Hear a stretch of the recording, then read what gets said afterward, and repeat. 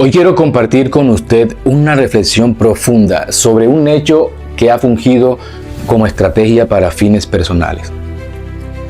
Pero antes que vayas a escribir lo que sea que creas que voy a decir, como sucedió con el video anterior, te pido por favor que escuches hasta el final.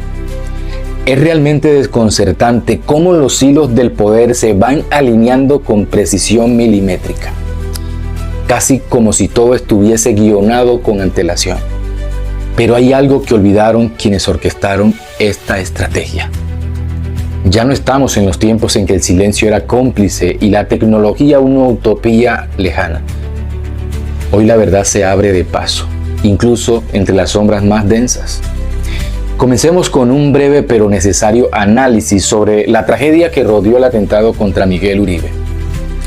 Algunos en redes sociales han llegado a afirmar que él mismo marcó con su dedo el punto donde recibió el primer impacto. Falso.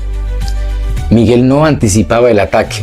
De hecho, ni siquiera en sus acuerdos más extremos con los estrategas de este caos, él esperaba un evento tan brutal.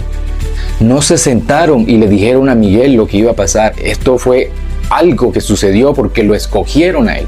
Ahora bien, lo que sí es visiblemente sospechoso es el comportamiento de su esquema de seguridad. ¿Cómo es posible que un hombre armado se acerque con tanta facilidad sin que ninguno de los custodios actúe con eficacia? ¿Por qué razón tras el atentado la huida del sicario fue casi coreografiada sin obstáculos algunos, sin obstáculos reales? Más grave aún es lo que ocurre después. Cuando el agresor ya está sumido en el suelo, una persona con buzo rojo lo golpea con violencia en el rostro y la cabeza. En ese instante, el sicario intenta hablar, intenta decir algo. Alguien no quería que hablara.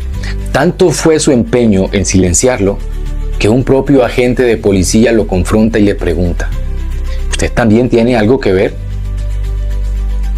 El sicario, entre palabras entrecortadas, menciona a alguien conocido con el nombre de el man de la olla. ¿Quién es el man de la olla? ¿Qué papel juega en este ajedrez político? Es una pregunta que merece ser investigada a profundidad. Por otro lado, personas con conocimientos de balísticas han planteado cuestionamientos serios. El disparo en la cabeza, supuestamente hecho con una pistola 9 milímetros, no generó el tipo de daño que debería haber causado. Por su potencia y diseño, una bala así genera una entrada de aproximadamente 1 pulgada, como una moneda de 500 pesos, y una salida devastadora de hasta 3 o más pulgadas de profundidad. Y sin embargo, el daño fue mínimo. ¿Casualidad? ¿Montaje? ¿Manipulación? A esto se suman otros elementos inexplicables. Los disparos contra los ventanales de la iglesia que estaba al fondo no hicieron daño significativo. Ni siquiera se encontró evidencia contundente como los cartuchos disparados. ¿Dónde están esos cartuchos? ¿Por qué los proyectiles no perforaron como era de esperarse en la ventana de la iglesia que estaba al fondo? Todo esto plantea una inquietud seria. ¿Realmente fuimos testigos de un atentado, de una escenografía política cuidadosamente montada? Por otro lado, como si hubiesen estado esperando las noticias, medios de comunicación y dirigentes de derecha salieron en estampada a infundir el hecho, no con compasión, sino como furia política. No les importaba la vida de Miguel, lo que querían era encender el país. Incluso una mujer que desconozco, probablemente política, qué sé yo, grabó un video cegada de la furia culpando al presidente Gustavo Petro sin pruebas, sin contextos, sin sensatez, donde lo más importante en ese caso era la víctima. ¿A quién con tanto dolor es capaz de sacar una conclusión tan rápida cuando sus pensamientos están en una sola dirección: salvar una vida, la de Miguel? En redes sociales, en clínicas, en los medios, se desató una ola de odio manipulada y calculada. Expresidentes, senadores, periodistas, activistas, todo a una sola voz, responsabilizando al presidente como si fuera jueces supremos de la moral nacional de este país.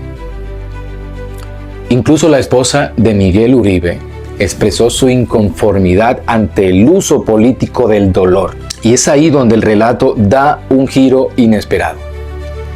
El pueblo no reaccionó como ellos esperaban.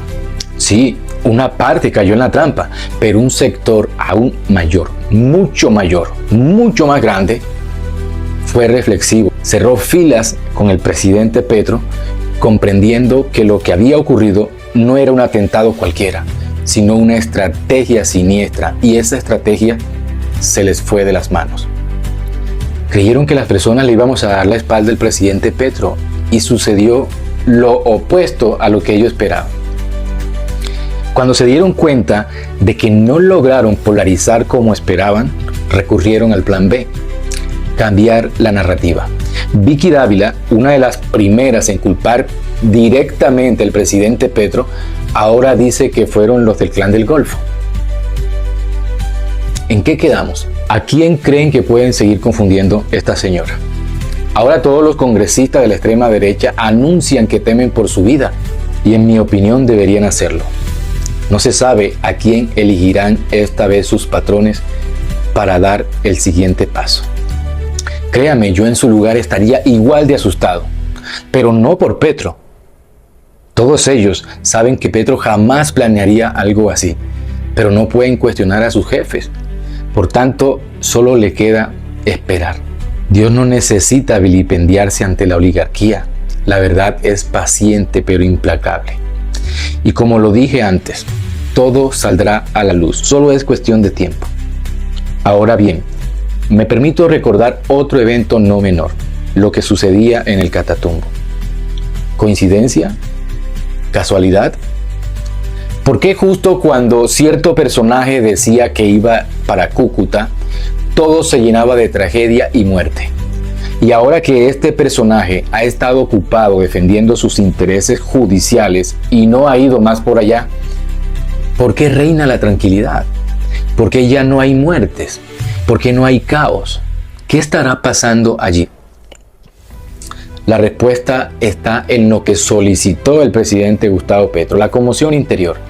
Aquello que tanto temieron los señores de la guerra, porque sabían que con ello el Estado retomaría el control de los territorios capturados por las mafias políticas. Y cuando vieron que el pueblo no cayó, que la estrategia no sirvió, se les cayó el telón. Entonces había que improvisar una salida, pero ya era demasiado tarde. Pero esto no termina ahí, todo tiene una razón de ser. El objetivo es declararse en sesión permanente. ¿Qué pasa si el Senado desconoce al presidente y se declara en sesión permanente, como ya lo expresaron en la actualidad por los medios? Primero hay que decir algo claro.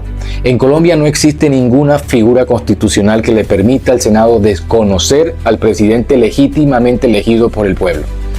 Eso no está contemplado como un mecanismo democrático ni en la Constitución ni en la ley.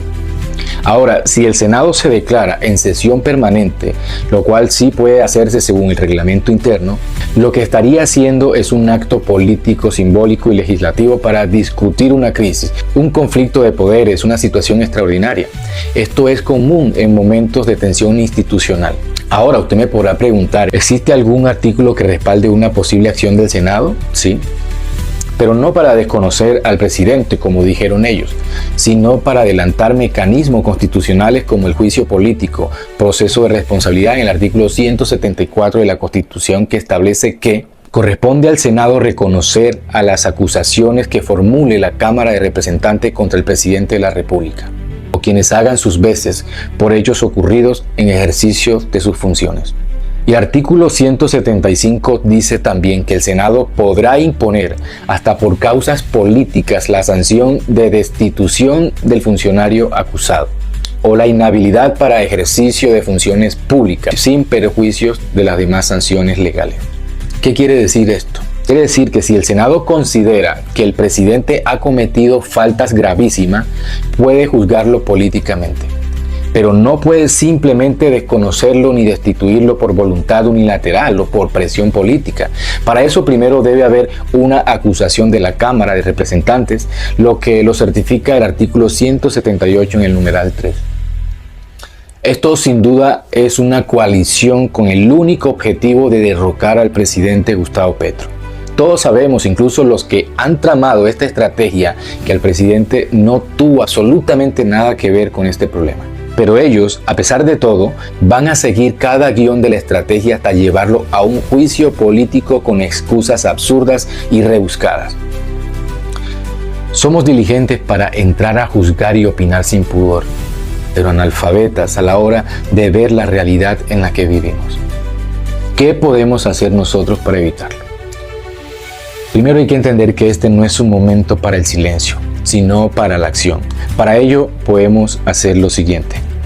Primero, crear movimientos de defensa democráticas, hacer plantones pacíficos frente al Congreso, promover firmas ciudadanas para frenar abusos del poder legislativo hacia el presidente.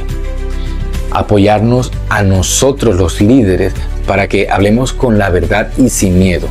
Mostrar por medio de pancartas o videos la negativa del Congreso por no aprobar los mecanismos de participación ciudadana como la consulta popular. Multiplicarnos y crear grupos donde se vea la inconformidad del pueblo. Personalmente he considerado la opción de crear un grupo Nous.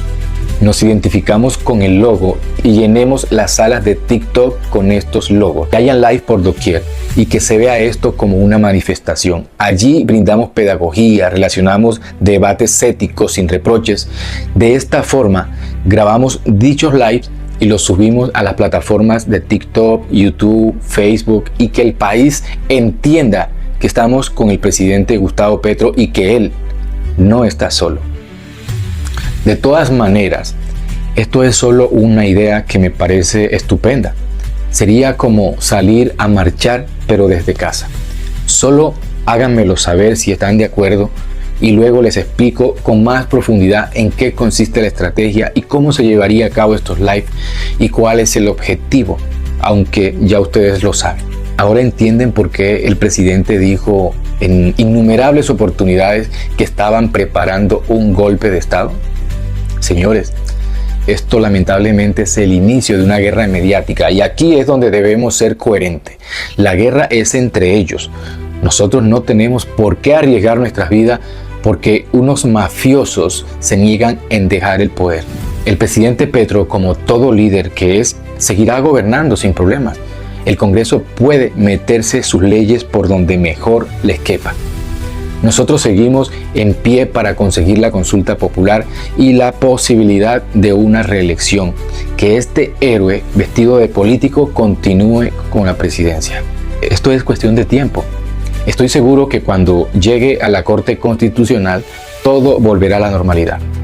¿Cómo es posible que pidan garantías de seguridad cuando son ellos mismos quienes instan al odio y promueven la guerra a través de sus acciones y manifestaciones?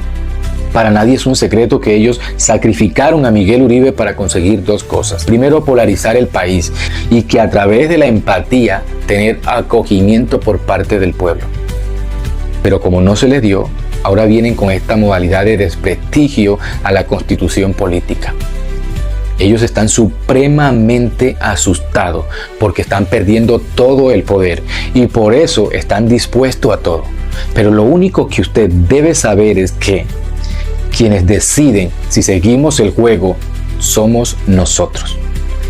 Ellos solo utilizan la manipulación, sin nosotros no son nadie. Entonces la estrategia de nosotros debe ser omisión absoluta. Ellos que hagan lo que les dé la gana y nosotros nos mantenemos tranquilos en espera de la fecha de votación para la consulta popular y la asamblea constituyente que estamos agilizando. Para terminar, solo quiero pedirle algo a quienes aún creen en un país posible. Mientras la extrema derecha nos perfila como enemigos, nosotros vamos a responder con amor. Mientras ellos usan el odio, nosotros vamos a demostrar que con respeto, sabiduría y dignidad se puede transformar una nación, se puede transformar un país. Sigamos el ejemplo del presidente, seamos el corazón del pueblo y no la furia del tirano. Y al final recordemos algo eterno. La mejor arma para derrotar al enemigo es la sabiduría del corazón. Dios me los bendiga siempre y gracias por haberme escuchado durante este tiempo.